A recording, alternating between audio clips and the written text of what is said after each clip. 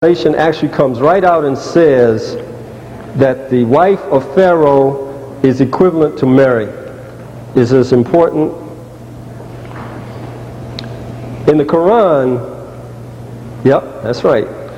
It says that the wife of Pharaoh is an example to all believers and one of the 4 perfect women. This is very powerful now for Islam. I'm not talking about anything that was written by Muhammad or written by followers of Muhammad or anything else. I'm talking about divine revelation that came to an unlettered man, and he spoke what he heard, and they wrote it down and they put it out there.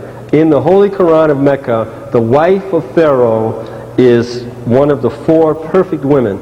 And there's one surah where she is compared to Mary. And I'll read it as this. Bismillahirrahmanirrahim.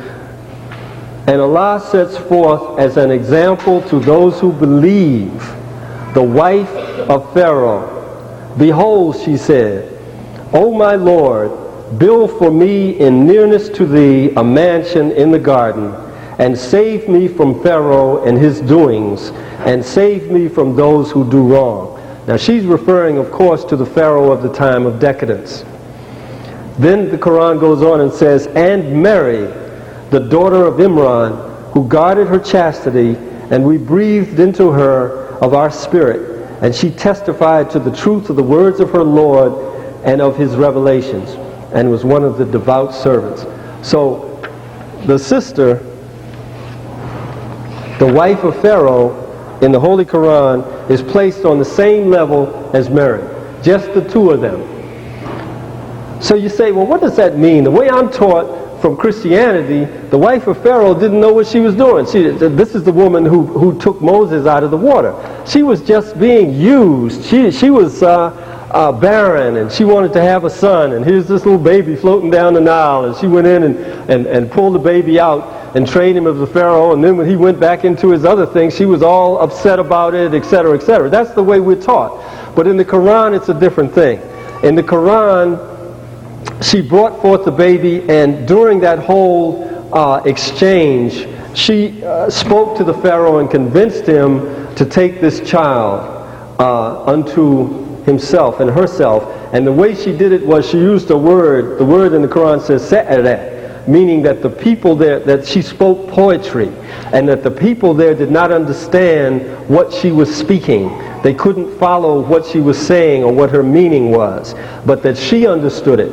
In this way, if you piece together the language of the Quran around the wife of Pharaoh being an example to all believers, you begin to understand that the wife of Pharaoh was part of the Atenist conspiracy, revolution that was taking place, and that she conspired with the mother of Moses, who was not a Hebrew, but another member of the Atenist group, the Atenist revolutionary group, to preserve this child and build him into the prophet of the Exodus, into Moses. So this is why the wife of Pharaoh is put forth in the Quran by Almighty Allah as an example to believers, because it was like the women after the death and murder of Akhenaten took over the Atenist movement.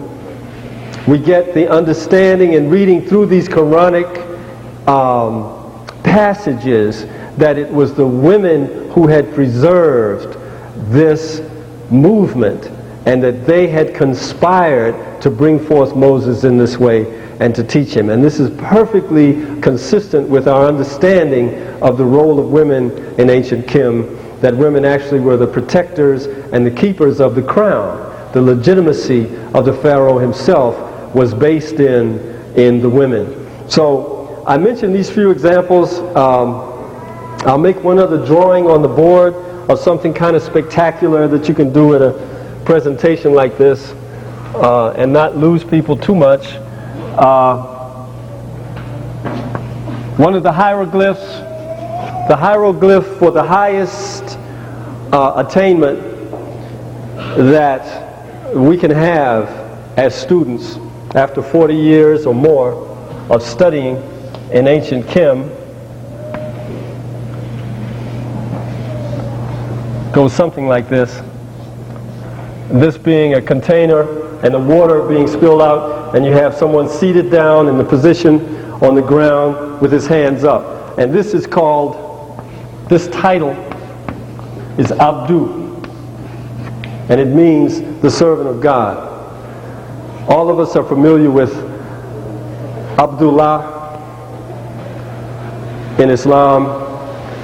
Malcolm became Abdul Malik, meaning the slave servant of God. So it's the same word again.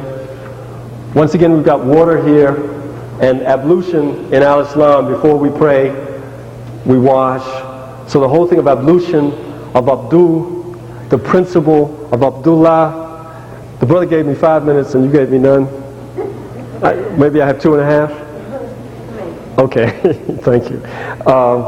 I'll pull it to a close and say that once again, in the religion of Al-Islam, we have these type of things. The last thing I want to say is that there's a surah in the Quran about divine prophets.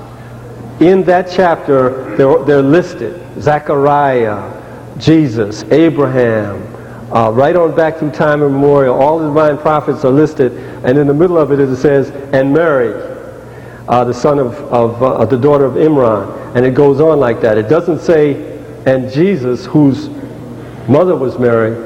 It literally lists Mary with the divine prophets. And at the very end of the listing of the divine prophets throughout time, it says that all of these are part of one ummat. Now the Arab translators of Quran say are part of one brotherhood. Then they have an asterisk, and you go down to the footnotes and it says there are many words that could be used for this one community, that all the divine prophets are one community, that all the divine prophets are one nation. We choose brotherhood because we feel that this word best depicts what Allah intends to mean. But we're extremely confused by why Allah would choose a word, the root of which is ummah, which means mother. We don't know why Allah would choose to say that all the divine prophets are one mother, anything. So we choose to translate it as brotherhood. It's like one motherhood or one nurturer.